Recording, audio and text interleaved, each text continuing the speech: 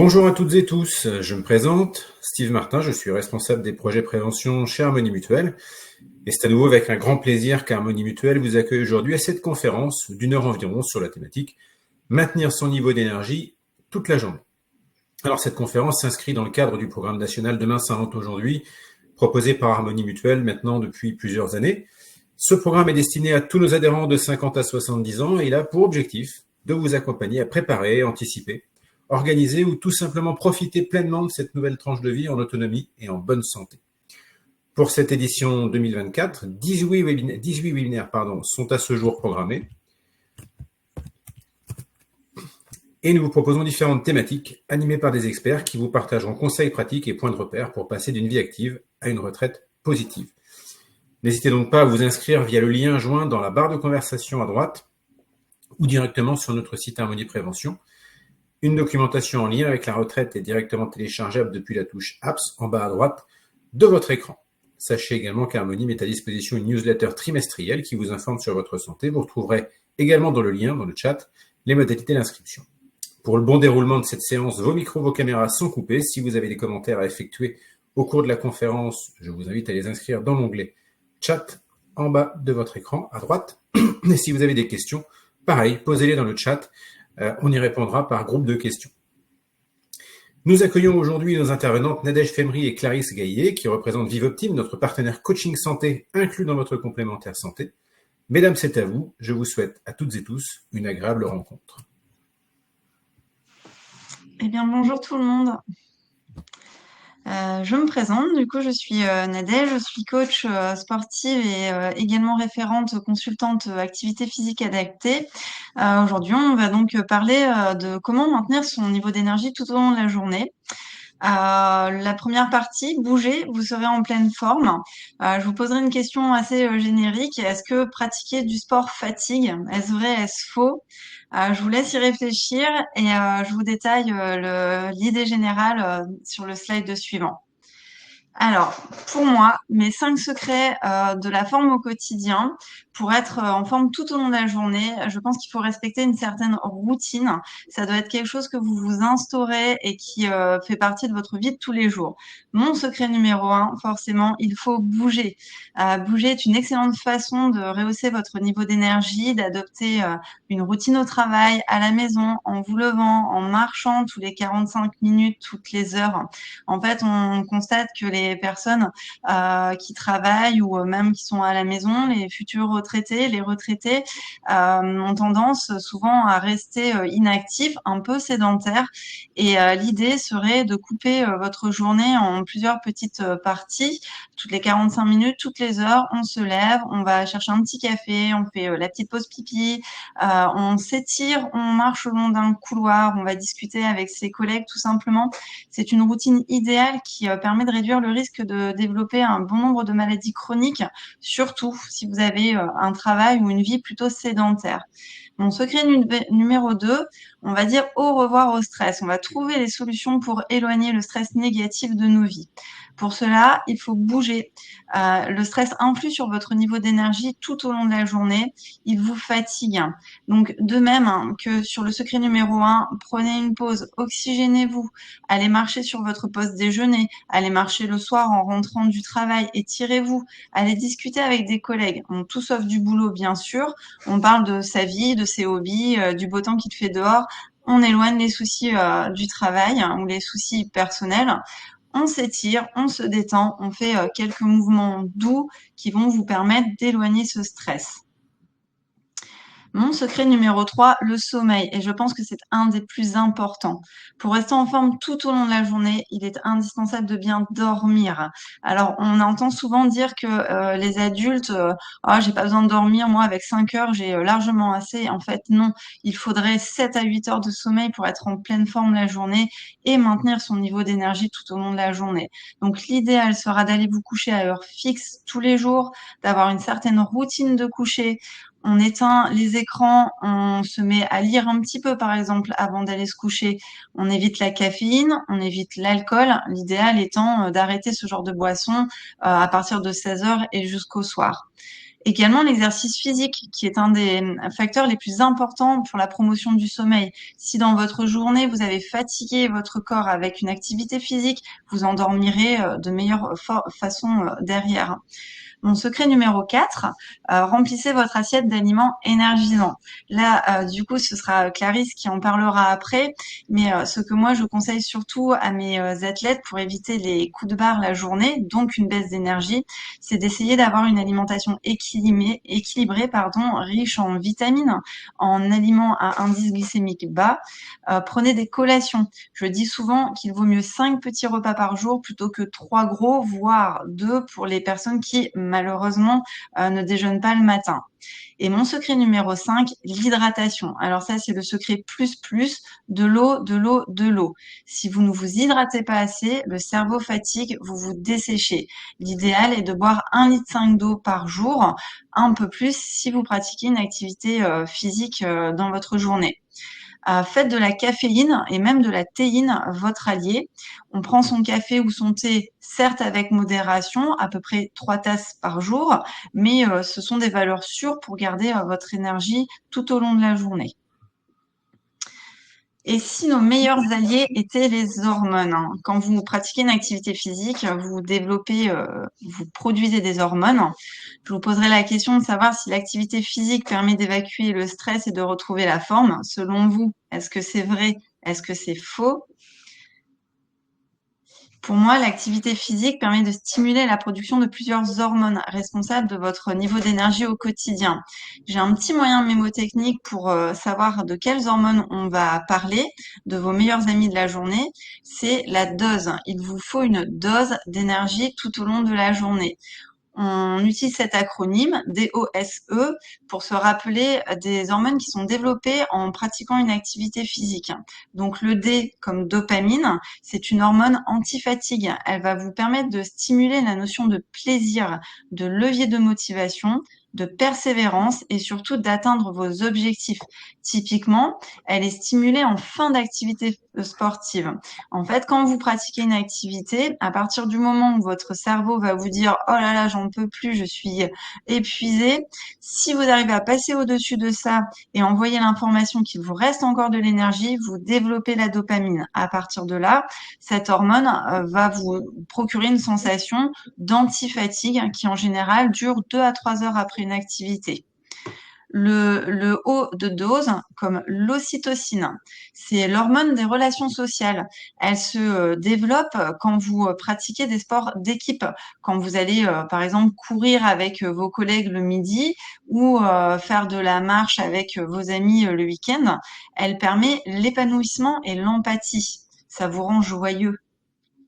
Ensuite, le S de dose, c'est pour la sérotonine. C'est une hormone de la bonne humeur. Elle permet de stimuler votre bonne humeur, mais aussi le respect des autres. Elle se développe particulièrement lors d'efforts cardio. On va citer tout ce qui est effort plutôt d'endurance, comme la course à pied, le vélo, la natation, la marche. Le E comme endorphine, c'est mon hormone préférée, c'est l'hormone du plaisir. Elle permet de développer le bien-être, de soulager la douleur, de stimuler votre mémoire positive et de baisser l'anxiété, donc baisser le stress également. Elle va particulièrement se développer lors d'efforts de type cardio, donc c'est des efforts plutôt intenses. On peut trouver le cross-training, la zumba, le fitness, mais également une activité d'endurance où vous mettez à un moment de l'intensité, comme une sortie vélo où vous allez faire la course avec les copains, ce genre de choses. La chose magique, c'est que comme la dopamine, cette production perdure dans les 2 à 3 heures suivant l'activité physique. Donc après une bonne séance de sport, vous entrez dans un état de bien-être, de zénitude encore pendant 2 à 3 heures. Ça permet aussi un maintien de l'énergie tout au long de la journée. Ensuite, on a les amis de l'acronyme DOSE, donc l'adrénaline, le glucagon et le cortisol. L'adrénaline, c'est l'hormone du stress, mais ça peut être le stress positif et le stress négatif. Donc, elle va se sécréter dès le début d'une activité, quelle qu'elle soit, à quelque intensité qu'elle soit, et elle permet d'augmenter les efforts. Le glucagon, le cortisol, ce sont deux hormones qui permettent la libération du glycogène qui est nécessaire à l'énergie musculaire, donc à votre énergie également, et qui permet donc de la maintenir tout au long de la journée. Je vous ai fait un petit résumé. Je suis une grande dessinatrice, comme vous pouvez le voir. Ce sont les petits moyens mémotechniques de retenir la dose d'énergie. Vous l'aurez en transmission dans le PDF qui vous sera fourni à l'issue de ce webinaire. Ensuite, activité physique, vivacité et sommeil. Quel est le meilleur moment selon vous pour faire du sport dans la journée? Est-ce le matin, le midi, l'après-midi ou le soir? Je vous laisse réfléchir un peu à cette question et on va détailler tout ça. Alors, l'activité physique serait-elle l'ennemi du sommeil? On en entend parfois qui disent oui, mais si je fais de l'activité physique le soir, par exemple, je n'arrive pas à dormir après, je suis trop énervée. Donc, on va essayer de détailler et d'affiner tout ça. Déjà, concernant l'activité physique, il est recommandé, alors ce sont des recommandations de l'OMS, de pratiquer entre 150 et 300 minutes d'activité à intensité modérée ou 75 à 100 minutes d'activité à intensité élevée par semaine. Plus je pratique, plus je suis en forme et moins je suis fatiguée. La pratique d'une activité physique régulière permet d'habituer l'organisme à répondre à un stress énergétique. Donc plus vous êtes entraîné et mieux votre organisme répondra à ce stress et moins vous vous sentirez fatigué. Vous allez vous habituer à cette sensation. Je mange, donc je me fatigue. Et c'est là où on fait très attention, c'est que si on prend un repas trop copieux, alors je vois bien le cassoulet, la raclette, les choses bien bien lourdes, vous allez demander à votre corps, à votre appareil digestif un effort d'assimilation et cet effort provoque de la fatigue. Donc avant, après une séance de sport, mais de manière générale dans votre vie de tous les jours, on essaie d'avoir une alimentation équilibrée pour être moins fatigué. Et encore une fois, comme je vous disais tout à l'heure, en tant que coach, moi, je préconise toujours 5 repas par jour. Le petit déjeuner, la collation du matin, le déjeuner, la collation de l'après-midi et le dîner. Des petits repas valent mieux qu'un gros repas. Là, nous allons venir sur les différences hommes-femmes et quand pratiquer votre activité physique. Je pense que c'est hyper intéressant de savoir à quel moment il est plus intéressant de pratiquer son activité physique pour garder son énergie tout au long de la journée. Donc, on sait qu'il y a une différence homme-femme. On sait aussi que l'important dans le repos, le sommeil, ça va être de stimuler le stade 3, qui est le sommeil profond. Le moment où vous faites votre activité physique, où vous la pratiquez, a une influence sur la stimulation du stade 3 de sommeil. Donc faire du sport le matin, pourquoi pas? Je dirais oui, mais il faut bien s'échauffer parce que vous venez de dormir, votre corps est entre guillemets tout mou, il vient de se détendre toute la nuit. Il faut donc le réveiller progressivement, vos muscles, votre organisme, votre esprit. Il y a des endorphines qui réguleront votre humeur tout au long de la journée et elles vont être développées dès le matin. Donc votre stress dès le début de la journée va diminuer. Vous allez aborder votre journée de façon plus sereine. Attention, on effectue des activités qui sont plutôt cool le matin, je dirais plutôt des sports d'endurance. Pourquoi pas aussi l'activité, par exemple une marche ou un footing à jeun, à partir du moment où juste derrière vous prenez votre repas, pas de souci. Cette activité du matin, elle est idéale chez la femme. Donc avant 8h30 et plutôt réservée à vous mesdames le matin. Pour l'après-midi, plus la température du corps est élevée et meilleures sont les performances. Donc, vous allez l'après-midi avoir une température corporelle qui va être plus élevée que le matin, surtout entre 16 et 17 heures. Et c'est à ce moment que la pratique de l'activité physique est conseillée, voire même idéale. Vous pouvez aussi faire de l'intensité, de l'endurance, toute pratique conseillée. Cela vous permettra de relâcher les tensions de la journée. Alors, quand on est pré-retraité ou retraité, c'est facile de faire de l'activité physique entre 16 et 17 heures. Quand on travaille, on va plutôt garder ce créneau-là pour le week-end, parce que la semaine, vous n'allez pas pouvoir. Faire du sport le soir, pourquoi pas également? Ça permet de se défouler, de faire une transition boulot détente maison. Le soir, il y a une diminution du risque de blessure parce que justement votre corps est déjà échauffé par votre journée d'activité ou de travail. Cela dit, faites attention à débuter votre séance de sport 2 à 3 heures avant d'aller vous coucher. Autrement, vous allez générer une excitation physique qui va pouvoir nuire à la qualité de votre sommeil et justement à la production de ce stade 3 qui vous permet une récupération active pour le cerveau. C'est vraiment le plus important. Donc, ce créneau-là, on va plutôt parler de 18h, 20h, donc 2 à 3 heures avant d'aller vous coucher. Il est idéal et surtout pour les hommes. Messieurs, aller faire du sport le soir, c'est génial. Un créneau qui, pour moi, est vraiment idéal, c'est celui de la pause lunch quand vous travaillez entre midi et deux, parce que c'est un moment propice à la pratique, c'est un moment aussi propice à la perte de poids, parce que vous êtes loin de votre digestion du petit déjeuner et vous n'avez pris qu'une petite collation 1 heure et demie avant. Votre taux d'insuline est moins élevé, ce qui favorise l'élimination des graisses.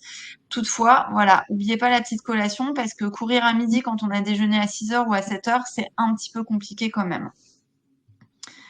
Alors, les vrais faux concernant la pratique sportive pour permettre de maintenir son niveau d'énergie tout au long de la journée.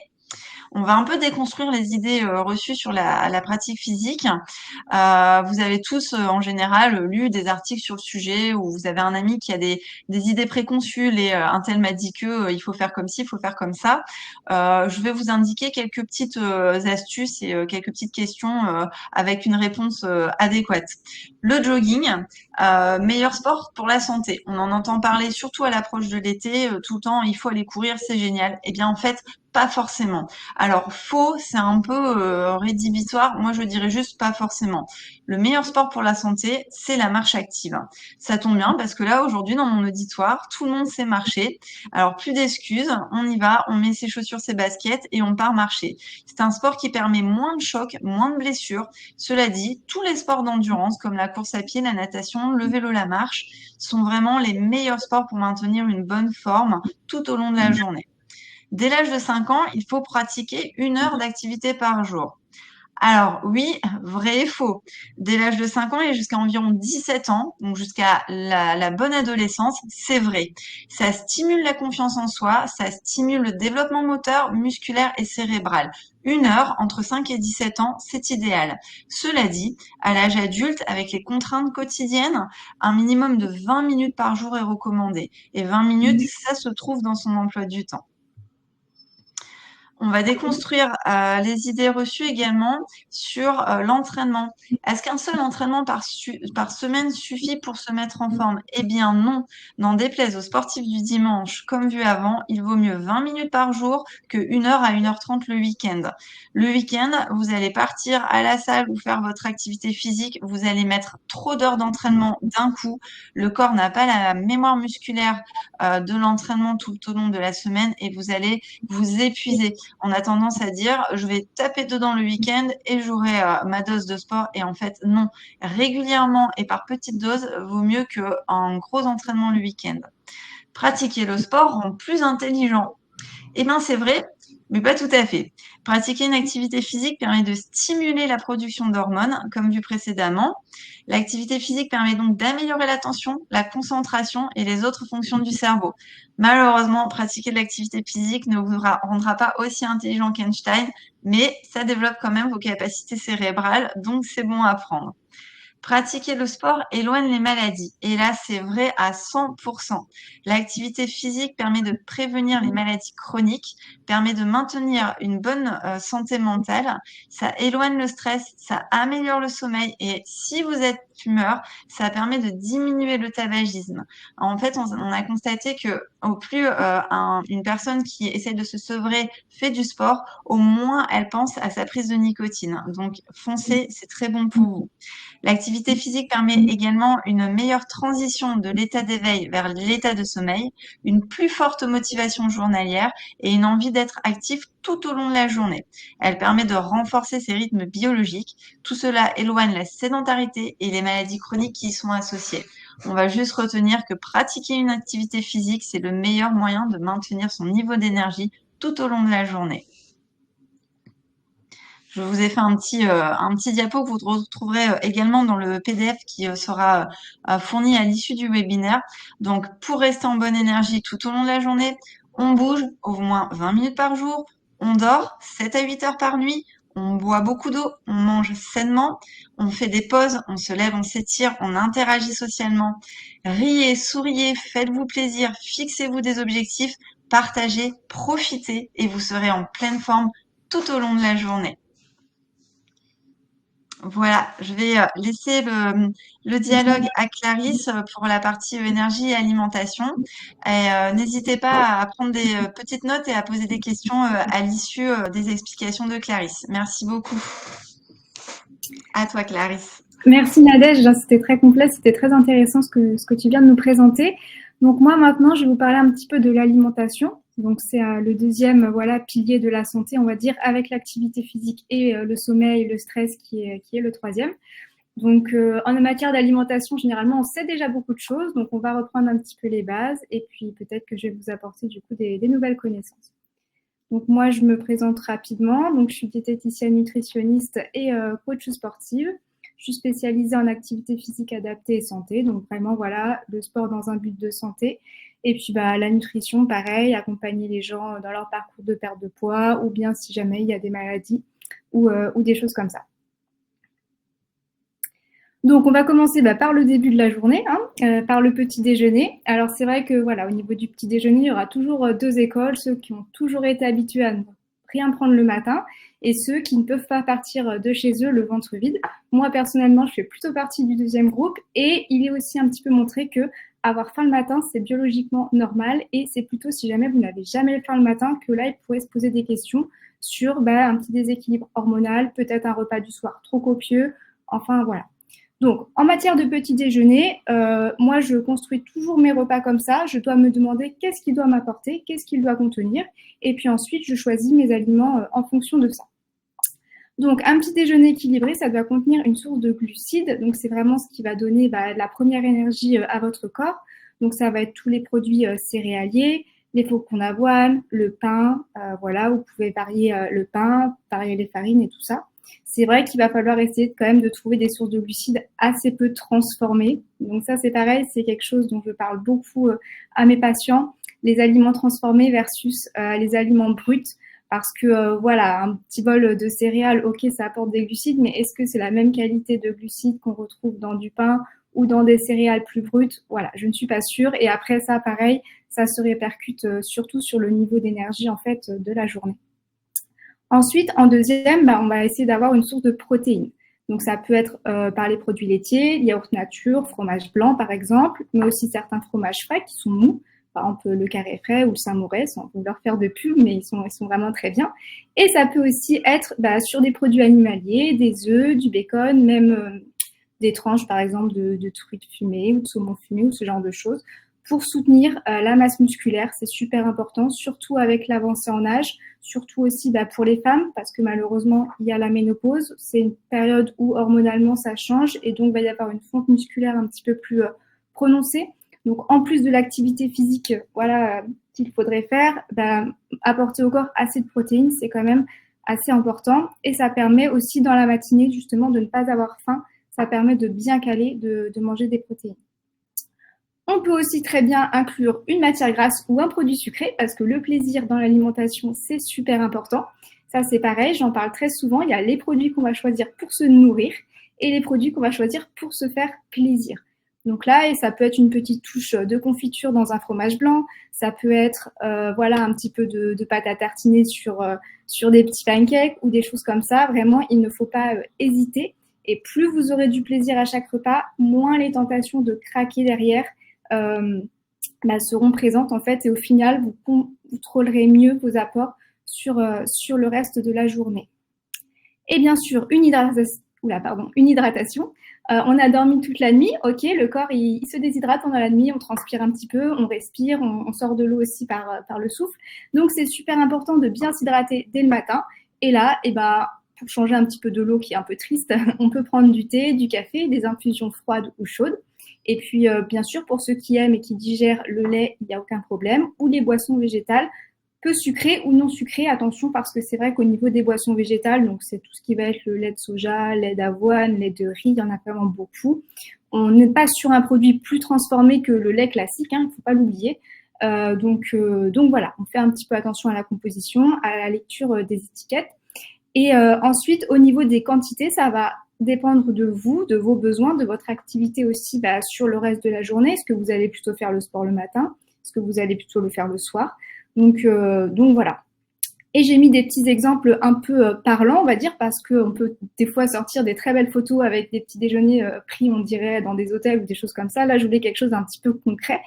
Donc, pour vous montrer, donc sur la première, on a des petits pancakes donc, qui sont réalisés tout simplement avec un œuf, de la farine, un peu de lait et ils sont cuits à la poêle. Et ensuite, après, vous pouvez rajouter vous-même un peu de miel, un peu de, là, c'était de la pâte spéculoos, voilà, avec un petit fruit. Il y a aussi une version salée, donc avec des œufs et du bacon. Un peu de flocons d'avoine, une pomme, voilà, mon petit thé, ma petite infusion. Et puis, il y a une version où il y a un peu de tout, j'ai envie de dire, avec une clémentine, un fromage blanc pour les protéines, c'est très bien, hein, déjà, un fromage blanc, pas la peine d'en manger 300 grammes, avec un peu de confiture. Pareil, il vaut mieux acheter son produit nature et l'aromatiser soi-même. Vous aurez plus la main sur les quantités, vous aurez plus la maîtrise de ce que vous mangez. Et puis, généralement, c'est meilleur. Ça rassasie plus longtemps qu'un produit qui est plus transformé. Et puis, un bout de pain avec du fromage. Voilà. Au niveau de l'hydratation, j'ai insisté, je n'ai pas mis de jus de fruits parce que voilà, on n'aura jamais autant de bénéfices à manger un fruit entier qu'à prendre un verre de jus. C'est vrai que c'est un peu l'élément phare du petit déjeuner généralement, mais il faut vraiment essayer de s'habituer à manger un fruit entier. Un verre de jus, pour avoir ça de jus d'orange, il faut facilement 2 oranges entières pressées que vous pouvez boire en même pas 30 secondes. Alors que quand vous avez le fruit en main, que vous devez le manipuler, le manger, le mastiquer, voilà, on profite des fibres, on profite aussi forcément des vitamines, des minéraux qui peuvent être dans le jus, voilà, s'il a été pressé sur l'instant. Mais voilà, le jus, vraiment, essayez de vous déshabituer et de prendre votre fruit entier, beaucoup plus de bénéfices, plus de mastication et on est rassasié sur le plus long terme. Voilà. Ensuite, donc là, je passe directement au déjeuner, mais évidemment, je suis moi aussi une grande adepte de la collation. Il n'y a vraiment aucun problème à faire des petites collations le matin. Et même si, par exemple, un petit déjeuner complet comme ça, c'est trop pour le matin, on peut très bien le diviser en deux et se dire, le matin, par exemple, je prends juste mon fromage blanc et mon fruit et j'amène un petit bout de pain et de fromage pour 10 heures, voilà, à la collation pour 11 heures, pour ne pas arriver affamé au déjeuner. On peut tout à fait, voilà, splitter le petit déjeuner en deux, il n'y a aucun problème. Et donc, on passe ensuite au déjeuner. Donc là, pareil, il doit contenir en gros les mêmes choses que le petit déjeuner. Ça va plus être forcément le type d'aliment choisi qui va changer. Donc, il nous faudra une bonne source de glucides, ce qui va nous permettre d'être rassasiés. Donc, ça peut être le pain, les pâtes, le riz, la semoule, vous savez, les galettes, les crêpes là, de sarrasin, de blé ou de maïs ou ce genre de choses.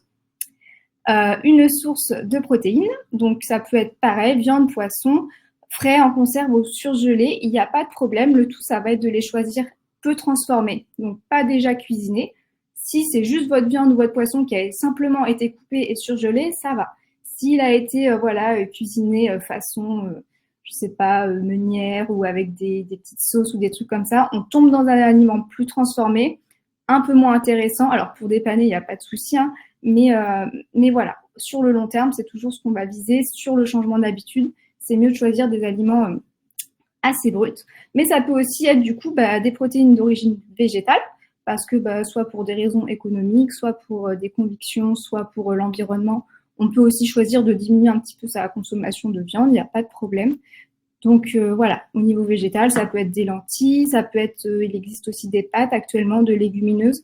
Il y en a ici en haut à droite, là, les pâtes, elles sont oranges. Ce sont des pâtes de lentilles corail, donc c'est super intéressant en protéines.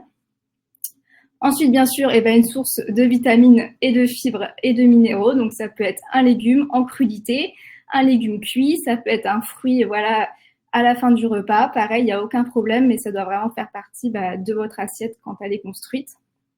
Ensuite, forcément, il y aura un petit peu de matière grasse, donc super essentiel aussi quand même pour le bon fonctionnement du corps. Ok, les oméga 3, ce sont des matières grasses. On peut les retrouver dans les huiles de cuisson et les assaisonnements. Donc, si vous faites une salade de crudité, par exemple, on peut aussi en retrouver dans le fromage et dans l'avocat, si jamais, pareil, toujours dans le cadre de la salade, de manger des choses fraîches. Ce sont en tout cas des bonnes matières grasses, elles ne sont pas à diaboliser.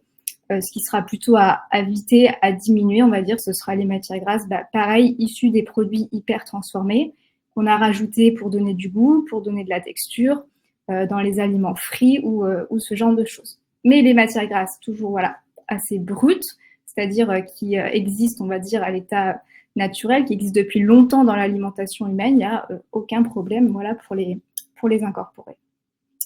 Il faudra aussi une touche de plaisir. Donc, ça peut être le petit dessert, hein, voilà, clairement, le petit carré de chocolat avec le café ou un petit biscuit, il n'y a vraiment aucun problème. Et puis, pareil, hydratation, on privilégie l'eau, toujours. Les infusions, chaudes ou froides, on peut finir par un café, il n'y a aucun souci.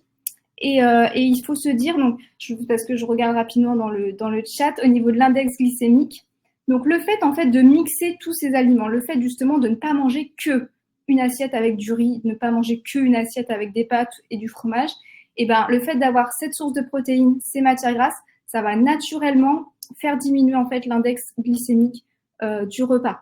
Hein, l'index glycémique, vraiment, c'est sur les aliments qui sont riches en glucides, qui sont consommés seuls et à jeun, j'ai envie de dire. C'est comme ça qu'on le calcule, hein, l'index glycémique, qu'on le détermine. Donc, du moment que vous avez votre source de glucides et puis qu'après, à côté, vous avez vos légumes, votre source de protéines, que vous avez peut-être un petit dessert, des huiles, des matières grasses et tout ça, l'index glycémique, ça va le lisser en fait, et il va au final être entre guillemets, ça va faire une moyenne avec le reste de votre repas. Et du coup, voilà. Mais sinon, évidemment, on ne surcuit pas ces glucides. C'est aussi ça qui fait que l'index glycémique peut augmenter. C'est quand on a des pâtes trop cuites, du riz trop cuit, voilà. Il faut plutôt avoir les cuissons al dente. Et ça peut tout à fait le faire. Voilà, ça ne fera pas monter votre glycémie au plafond vu qu'on est sur des produits quand même assez bruts. Donc voilà, pareil, j'ai remis des petites photos. Hein. À chaque fois, on voit bien, on a un féculent, une source de protéines et un légume, que ce soit sous forme de salade, sous forme de riz ici, ou avec les pâtes ici. C'était une option végétale en haut, donc avec des pâtes de lentilles corail. Enfin, voilà. Et on vous l'a remis sous forme de petits schémas parce que voilà, ça c'est plus simple, on va dire, c'est vraiment la théorie. Et après, en pratique, c'est de réussir à varier justement ces combinaisons viande, poisson, œufs, légumes, féculents, parce que pour pas trop tourner en rond. Donc, vous voyez, je vous ai même mis un petit exemple de pâte bolognaise. Donc, toutes les assiettes qui sont présentes ici, ce sont ce que moi je fais personnellement. Hein, ce sont mes assiettes à moi. J'ai pas pris ça sur Internet. Et donc là, ce sont par exemple des pâtes avec une sauce tomate, un steak haché dedans. Et hop, on se retrouve avec tout ce qu'il faut, un petit peu de parmesan. Et puis après, vous avez juste à prendre un petit dessert avec ça. Et puis on est bien. Ensuite, les quantités, ça va vraiment être en fonction de vous. J'insiste bien là-dessus, ce que moi, ce qui me convient, ça ne sera pas forcément ce qui va convenir à tout le monde. On n'a pas le même niveau de dépense énergétique, on n'a pas le même niveau de sommeil, on fait peut-être pas le même nombre de repas. Donc, autant la composition, tout le monde peut la prendre, autant les quantités, c'est spécifique à chacun. Donc, voilà. Ensuite, la collation, donc le goûter, on appelle ça comme on veut, suivant la faim. Mais on peut, pareil, tout à fait en prendre une le matin. Donc, c'est pas réservé qu'aux enfants. Moi, je vois beaucoup de patients en consultation qui pensent que le goûter, c'est un petit peu interdit ou qui considèrent ça comme du grignotage aussi. Mais pas du tout. Une collation organisée, on va dire, planifiée, qui fait partie de votre alimentation, il n'y a vraiment aucun problème et ça ne vous fera pas plus grossir. Bien au contraire, ça peut tout à fait vous aider justement à mieux réguler en fait votre appétit sur le reste des repas, de ne pas arriver affamé au repas du soir par exemple, ou de ne pas picorer des choses par-ci par-là pendant qu'on cuisine. Hein. Je pense qu'on est tous un petit peu pareil là-dessus. Donc voilà, le goûter c'est autorisé, c'est conseillé même, et c'est aussi peut-être le moment de se faire un petit peu plaisir dans l'après-midi. Donc, comme le repas du matin, comme celui du déjeuner, hein, on retrouve une source de glucides, surtout si vous avez faim à ce moment-là, ou si par exemple vous avez fait du sport juste avant, pour refaire un petit peu les stocks. Donc ça peut être un produit céréalier, des flocons d'avoine, du pain, un petit gâteau fait maison par exemple, ou voilà. Une source de protéines, pareil, pour soutenir la masse musculaire. Surtout, pareil, si vous avez fait, par exemple, un effort en renforcement musculaire juste avant. Donc là, ça peut être intéressant pour la bonne synthèse musculaire. Donc, yaourt nature, fromage frais, fromage blanc. Généralement, à ce moment-là, on va plutôt prendre ça que que des produits, voilà, de la viande ou quoi que ce soit. Toujours le petit fruit que je ne conseillerais jamais assez. Et puis pareil, une matière grasse, un produit sucré pour se faire plaisir. Encore une fois, il faut se faire plaisir à chaque repas. L'alimentation fait vraiment partie de ça. Ça doit être un moment convivial, un moment de partage et un moment où on se fait plaisir. Une diète où vous prenez jamais de plaisir à la manger, c'est sûr que vous n'allez pas le tenir sur le long terme. Et du coup, peut-être que vous allez perdre rapidement, ça c'est sûr. Mais derrière, quelles sont les conséquences sur votre comportement alimentaire? Comment vous allez gérer ensuite? Donc voilà, on diabolise aucun aliment n'est interdit, aucun aliment ne fait grossir, c'est surtout une sorte de quantité, de comment ils sont intégrés dans votre alimentation et de ce que vous faites aussi à côté. Donc, la collation, par exemple, ici j'ai mis un fromage blanc pour avoir un peu de protéines, une pomme et puis un petit peu de beurre de cacahuète, voilà, tout simplement. À côté, on a 2 petits biscuits avec, pareil, une demi-pomme, un carré de chocolat et gerblé, mais ça peut être une banane, ça peut être, voilà, des fruits secs, peu importe, hein. En bas, il y a voilà, des petits muffins faits maison, donc ça c'est pareil, on diabolise pas, hein, c'est ok autorisé. Vraiment ça passera inaperçu. Le truc c'est de se dire, j'en reprends pas un deuxième, un troisième ou quoi que ce soit. Si j'ai encore faim pour mon goûter, pour ma collation, peut-être que je peux le compléter avec autre chose. Voilà, j'ai ma source de plaisir, c'est mon petit muffin ou c'est mon petit truc. Et à côté, je complète avec autre chose, un fruit, une source de protéines, pour avoir une collation conséquente, ne pas avoir envie de repiocher dans les aliments plaisir et en même temps se dire que c'est autorisé, on a le droit d'en prendre, donc voilà.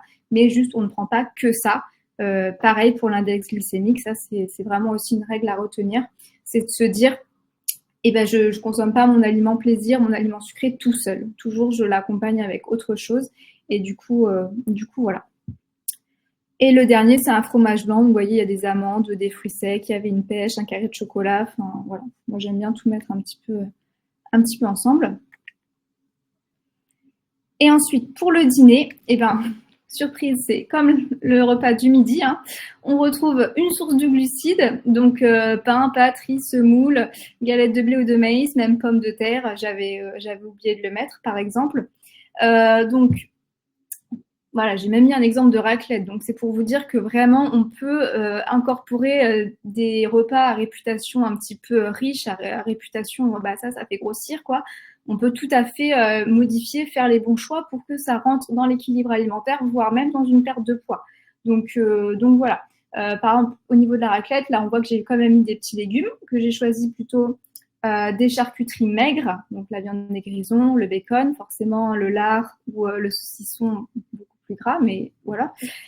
Les tranches de fromage, et puis après, c'est parti, quoi. On peut voilà, essayer de faire au mieux lors d'un repas comme ça, plutôt exceptionnel. Une source de protéines, donc pareil, viande, poisson, frais ou en conserve, hein, si vraiment on n'a pas le temps, même un thon au naturel en conserve qu'on va aller mélanger par exemple avec un peu de Saint-Mauré, une échalote, et puis on peut aller tartiner ça sur des petits pains suédois, par exemple des Criss Pross ou des choses comme ça. Et c'est super, voilà, ça peut caler aussi.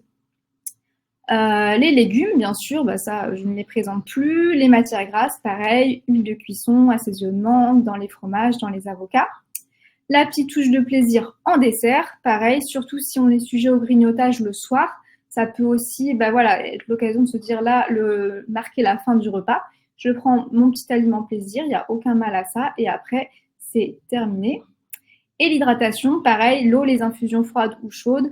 Après, ça dépend de chacun parce que ça peut perturber un peu le sommeil, voilà, si on boit beaucoup avant d'aller se coucher, hein. C'est, voilà, ça pour au niveau des allers-retours aux toilettes. Ensuite, au niveau des heures, c'est vrai qu'il n'y a pas de règle universelle. Ça va surtout dépendre de votre emploi du temps, hein. Si vous travaillez par exemple en 3-8 ou si vous avez un 9h, 17h ou si vous travaillez le soir. Ça, c'est très personnel et très au cas par cas, j'ai envie de dire. Mais si vous voulez garder une idée en tête, vous pouvez tout à fait manger toutes les 3-4 heures sans que ce soit trop.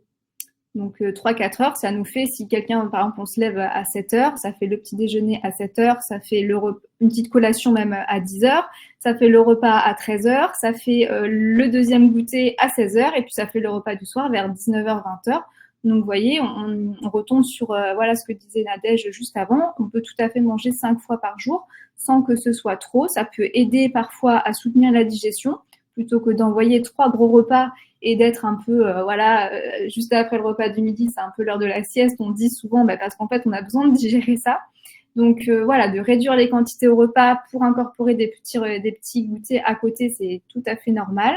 Manger toutes les 3-4 heures, c'est tout à fait normal. Et ça peut vraiment, vraiment, vraiment aider à limiter les grignotages. Parce que, voilà, plus on va passer une longue période sans manger, forcément, plus ça va être dur de contrôler. Et dites-vous que si vous mangez à 13 heures et qu'après le soir, vous ne mangez qu'à 20 heures, finalement, ça fait 7 heures sans manger, c'est beaucoup. C'est presque une nuit entière, sauf que vous n'êtes pas en train de dormir. Vous êtes en train de travailler, vous êtes en train peut-être de faire du sport. Donc voilà. Donc voilà, la forme du repas ici, donc là pareil que j'ai essayé d'imager, donc avec une cuisse de poulet. Alors oui, moi j'enlève la peau pour le coup. S'il y a une petite chose que vous pouvez faire pour vous, pour votre santé, quand vous mangez du poulet rôti, enlevez la peau. Mais sinon il n'y a aucun problème à prendre la cuisse, même si c'est le morceau le plus gras par exemple, ou ce genre de choses. Enfin voilà, ça restera la peau, on va dire le plus gras dans un poulet, il faut se le dire. Et puis ensuite avec par exemple du brocoli, des pâtes, un peu de parmesan, et puis voilà, on y est. Après, forcément, là, j'ai jamais rajouté les desserts en plus, mais dites-vous qu'en plus de ça, on peut tout à fait se prendre un petit dessert. Alors, pardon, c'est que je lis les commentaires. Donc, Corinne, si, moi, j'adore le fromage. C'est vrai que là, il n'y en a pas beaucoup. J'avais mis l'image de la raclette. Généralement, moi, personnellement, le fromage, je le mets sous forme de gruyère râpée ou de parmesan. Moi, c'est comme ça que je le préfère. Mais sinon, on avait aussi du fromage, par exemple, au petit déjeuner, ici, sur l'image du bas avec le pain. Donc voilà, après, le fromage, ça peut aussi être du samouré, ça peut aussi être de la feta, de la mozzarella. Enfin, ça, c'est comme vous voulez, du moment que, pareil, on est sur un fromage assez authentique. Les fromages très transformés, très nouveaux, les kiri, les choses comme ça, un peu moins intéressants. Les fromages qui sont AOP, qui ont une histoire, un terroir derrière, il n'y a vraiment aucun souci. Donc voilà. Ensuite, donc se sentir rassasié. Donc pour se sentir rassasié, donc étape numéro 1, vraiment prendre le temps de mastiquer. La mastication est beaucoup sous-estimée, autant sur ses bienfaits sur la digestion. Vraiment, c'est aussi ce qu'il faut se dire. En consultation, je vois ça. Vraiment, 80% des problèmes digestifs, ils sont résolus quand on commence à bien mastiquer dans la bouche. On réduit plus ces aliments en purée, en bouillie, et derrière, on le digère beaucoup mieux, on assimile beaucoup mieux, et voilà. On ne fatigue pas, on ne surfatigue pas les intestins et l'estomac à finir, on va dire, de broyer les aliments. Donc, c'est super important. La digestion commence dans la bouche et il faut vraiment prendre le temps de mastiquer. Donc, ensuite, ne pas surcuire ces aliments. Évidemment, tout ce qui va être surcuit, ça va être beaucoup plus mou, beaucoup plus pâteux. Voilà, du riz, des pâtes, des pommes de terre très cuits, c'est un peu, ça n'a pas une texture, voilà. Donc, on privilégie des textures assez fermes, on va dire, pour justement avoir la mastication et pour se sentir rassasié plus longtemps. Pareil, des crudités, vous mettez beaucoup plus de temps à manger des crudités qu'une purée, par exemple. Voilà, ça aide aussi à se sentir rassasié plus longtemps. On essaye de les choisir complets. Donc ça varie aussi au niveau des gens, puisque certains le digéreront un peu moins bien que des aliments blancs. Donc c'est pas une généralité. En tout cas, pour le pain, gardez en tête qu'un pain baguette, ça sera quand même toujours mieux qu'un pain de mie, par exemple.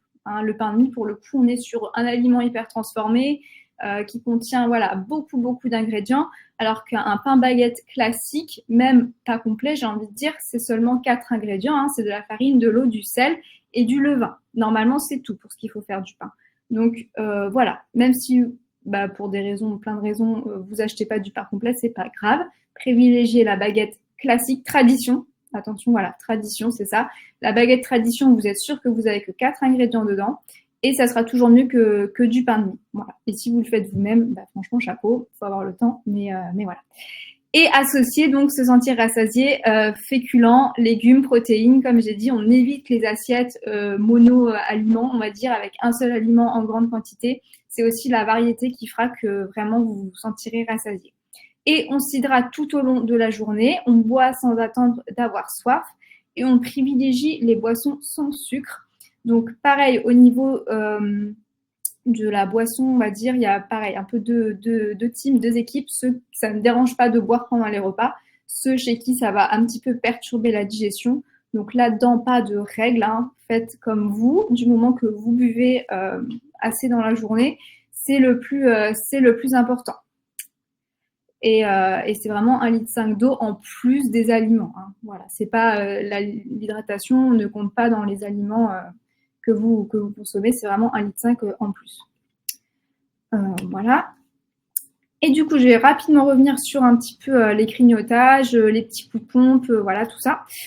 Donc vraiment, la cause numéro 1 des grignotages, allez, de 70% des grignotages, c'est vraiment quand il y a, souvent, on veut perdre du poids, il ne faut pas se le cacher, c'est quand il y a trop de restrictions pendant les repas. On peut tout à fait, mais vraiment, se faire un repas, là je parle de l'assiette qui est en bas à gauche, donc se faire un repas tout à fait équilibré. Donc là, vous voyez, il y a des crevettes, des pommes de terre, des carottes, un peu de feta, du vinaigre balsamique. Et c'est pas parce que vous rajoutez une pâtisserie de temps en temps en dessert parce que, je sais pas, c'est votre anniversaire ou c'est plein d'excuses. Il y aura toujours une excuse. De toute façon, c'est pas ça le problème. Mais ça ne gâche pas tout. Et justement, c'est aussi se dire, ça permet de ne pas repousser et ne pas accumuler de frustration pour ne pas craquer plus tard. Donc voilà. C'est quand même super important de s'octroyer ces moments de plaisir. Donc, par exemple, là, la photo en haut à droite, pardon, j'ai mis un fromage blanc avec une clémentine, donc le petit-déj, enfin la collation classique. Et là, ce jour-là, je sais plus pourquoi, il y avait voilà un pain brioché avec des pépites de chocolat. Et voilà. Et au final, d'incorporer intelligemment comme ça les aliments qui vous font vraiment plaisir, ça évite de craquer plus bêtement entre guillemets. Chez vous sur des aliments qui vous font même pas forcément autant plaisir que ce que vous auriez aimé, sur les bonbons des enfants, le paquet de chips ou les gâteaux qu'on va manger comme ça à la chaîne. Alors que si on prend par exemple des vrais pancakes dans un bon restaurant, on se fait plus plaisir. C'est des aliments qui sont de meilleure qualité aussi. Donc voilà, même si ça rentre pas entre guillemets dans la diète, c'est quand même autorisé. Enfin, voilà, il faut vraiment se le dire. Grignotage, donc les repas trop espacés aussi. Donc comme je le disais, hein, c'est pas anormal de manger toutes les 3-4 heures et d'avoir un peu faim voilà, régulièrement dans la journée, surtout si vous faites des plus petits repas qui sont plus faciles à digérer. Ça peut aussi bien sûr être en lien avec plein d'émotions. C'est là qu'on se rend compte que l'alimentation, c'est pas juste manger pour se nourrir, ça a un vrai rôle émotionnel. Ça produit plein d'hormones, dont les hormones que Nadège vous a évoquées juste avant. C'est pour ça qu'il y a une forte corrélation entre le plaisir, l'alimentation, le sucre et le réconfort. Voilà, je pense qu'on l'a tous expérimenté, la glace ou le chocolat après une rupture ou je sais rien, je caricature un petit peu, mais voilà, c'est à ne pas négliger aussi. C'est normal dans un certain cadre, mais si pour vous ça prend trop de place, que c'est quelque chose qui devient ingérable et que vous avez l'impression que ce n'est pas normal ou en tout cas que ça vous provoque un mal-être, il faut aller en parler. Il y a de plus en plus de personnes qui sont spécialisées dans la psychonutrition, donc les relations émotionnelles avec la nourriture et tout ça. Et c'est très, très important. Ensuite, forcément, quand on est fatigué, on va avoir plus envie de grignoter, donc le sommeil très important. Et le manque d'hydratation peut aussi pousser à vouloir manger plus. Voilà, donc avant de se dire est-ce que j'ai vraiment envie de grignoter là, buvez un coup, voyez si ça passe. Peut-être vous avez juste vraiment faim et là ça passera pas, il faudra faire un goûter. Soit au final c'était aussi parce que vous aviez soif. Donc voilà. Merci du coup de votre participation. J'ai vu plein de questions au niveau de l'alimentation dans les commentaires. Je suis désolée, donc je ne pouvais pas parler et tout lire en même temps et tout répéter, tout répondre aux questions par contre. Je vais peut-être en prendre une ou deux ici. Le lait. Oui, enfin franchement le lait, si vous le digérez, il n'y a aucun problème. Voilà. Il faut arrêter un petit peu. Il y a eu des diabolisations du lait, tout ça. Franchement, le lait, si vous le digérez, il n'y a pas de problème, surtout si c'est en quantité raisonnable. Enfin, personne ne va boire 1 litre de lait dans la journée. Souvent, c'est soit pour mettre dans une préparation, soit pour diluer avec des flocons d'avoine, peu importe. Donc oui, pour les adultes, voilà. Par exemple, l'alcool est plus nocif que le lait. Des fois, il faut remettre aussi des choses un petit peu à leur place. J'ai beaucoup entendu, mais tous, on est le seul animal à boire du lait, machin, quand on est adulte. Alors oui, on est aussi les seuls à passer 8 heures assis devant des écrans, on est aussi les seuls à boire de l'alcool, à manger des aliments hyper transformés. Donc, peut-être que le lait vous fait un problème personnellement, mais il y a plein d'autres choses à s'intéresser avant de forcément pointer le lait. Voilà. Après, qu'est-ce que je voyais? Il y avait une question, Clarisse, sur les monodiètes ou les diètes un peu Oui, étranges qu'on voit dans les magazines à l'approche de l'été. Enfin, plusieurs dites-vous questions que même. toute diète qui sera radicale ou toute diète qui vous dira tel ou tel aliment est interdit, déjà rien que ça, méfiance en fait, parce que vraiment, on peut vraiment être en bonne santé, être dans un poids, dans la norme, on va dire, voilà, en mangeant de tout et justement, n'importe quelle diète qui va vous faire éliminer des aliments, puis généralement, enfin, c'est jamais les légumes comme par hasard qu'on va décider d'éliminer, quoi. On va toujours supprimer les aliments qui nous font plaisir, les aliments, voilà, qui sont forts, qui apportent une bonne source d'énergie. Donc souvent, ça va être, on élimine les féculents, on élimine je sais pas, tous les sucres, tous les trucs, tout, et on garde que les pommes ou le chou ou voilà. Donc pareil, tenir ça sur 2 jours, bon, on s'ennuie un petit peu, c'est faisable, voilà. Tenir ça sur 2 semaines, c'est déjà beaucoup plus difficile. Et puis surtout, la reprise derrière, une monodiète, ça ne se tiendra jamais à vie. Et le but, c'est de vraiment trouver une alimentation en fait qui vous convient toute la vie. Je vois le vinaigre de cidre là le matin à jeun. Pourquoi en fait je pense que si vraiment ça permettait de faire perdre du poids, tout le monde le ferait et plus personne ne serait en surpoids. On a très envie tous de croire à des solutions magiques, hein, mais vraiment que ce soit le jus de citron le matin, l'ananas, le vinaigre de cidre, enfin peu importe, on a tous très envie d'y croire. Si ça vous donne voilà, la motivation derrière pour tenir votre diète, faites-le, on va dire au pire, il vous arrivera rien, au mieux, ça sera pas efficace. Et voilà, mais concentrez-vous d'abord sur votre activité physique, votre sommeil, votre alimentation et vous aurez sûrement plus de résultats qu'en prenant juste du vinaigre de cidre à jeun. Voilà.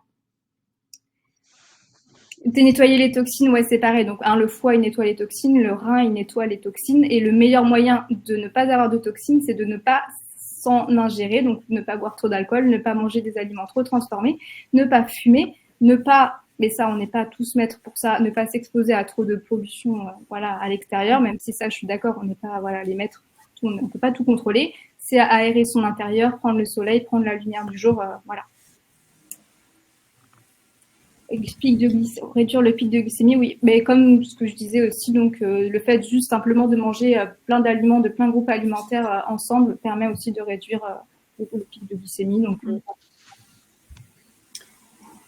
Merci mesdames. De rien. Je vois qu'il y a plein de questions, on pourrait en parler pendant 2 heures. C'est vrai que, il y a beaucoup de questions. Alors d'abord, Nadège a répondu à pas mal de questions sur la partie énergie et sport, enfin activité. Et pour la partie diète, il y a une petite solution puisque Clarisse, on la retrouve dans une semaine sur bien manger sans culpabiliser. Donc là, on sera uniquement sur l'aspect diététique et on y passera 1 heure. Donc ça veut dire qu'on pourra aller plus loin sur cette dimension-là.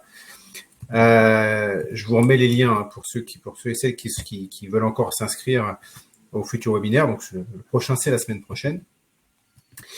Merci à tout le monde pour cette participation, pour les échanges, beaucoup d'échanges. Je vous invite également à noter ce webinaire via le questionnaire de satisfaction qui va s'afficher dès la fin de ce webinaire. Il nous permettra d'adapter au mieux les prochaines rencontres à vos besoins. Je viens de remettre le lien d'inscription dans des prochaines conférences dans le chat. Et vous avez, je vous le rappelle également, tous les documents dans l'apps. J'ai mis le support qui a été diffusé. On ne le fait pas d'habitude, mais comme Nadège, plusieurs fois, tu nous as dit qu'on mettait le support à disposition. Alors, on l'a mis. Il n'y a rien non plus de confidentiel. Donc, vous retrouverez le support de présentation dans la touche apps en bas à droite de votre écran. Je vous souhaite une très bonne fin de journée. Je vous dis à très bientôt. Merci. Au revoir. Bonne journée à tous. À très bientôt. Au revoir.